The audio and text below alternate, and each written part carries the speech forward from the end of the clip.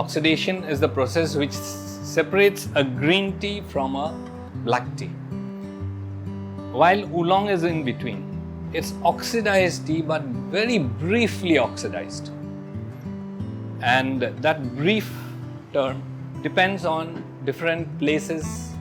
Like in China, maybe it'll be something different. Vietnam, it'll be slightly different. Japan, it may be slightly different. And mainly those are the places where Oolong is made. A typical Oolong tea can, looks-wise, it can look like an orthodox tea, traditional orthodox tea, as well as it can look like a green tea. So the look can be quite different, although process is different. And Oolong, how is it different from your black teas, like your hand-rolled teas and this and that? It's more fruity. We allow the leaf to sweat and we bruise it lightly and leave it. It can take even up to 6 hours, 8 hours to get that, for that character to develop. So you have to have patience.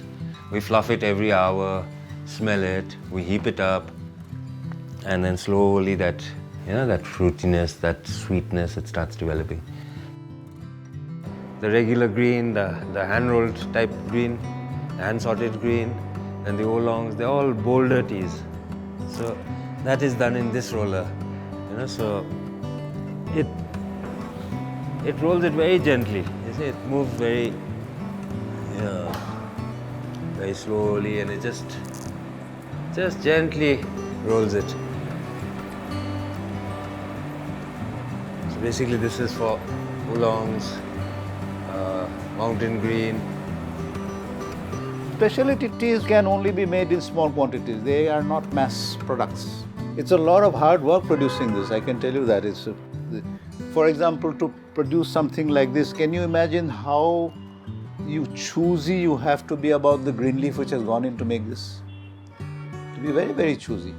And then it has to be processed in a particular way so that you don't do any damage to this.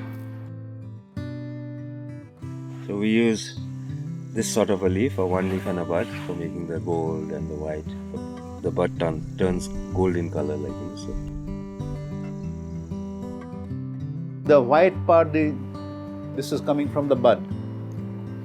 So sometimes it'll has turned silver, and sometimes it remains golden in color.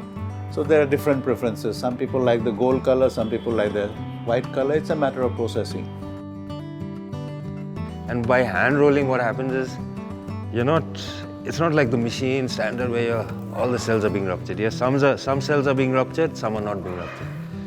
Some taste like an Oolong, some are more like a flowery, aromatic tea.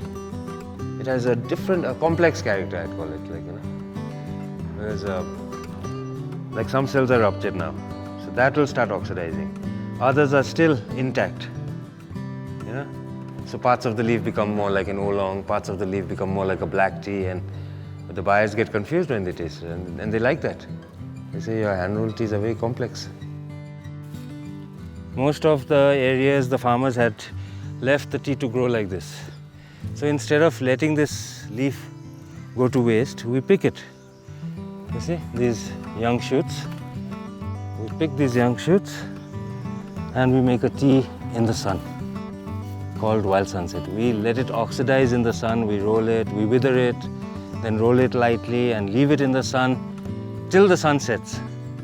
Whatever flavor comes out, it comes out. When you smell this, you'll see how complex it is. It's got fruitiness in it, it's got floweriness in it. Just close your eyes and smell it.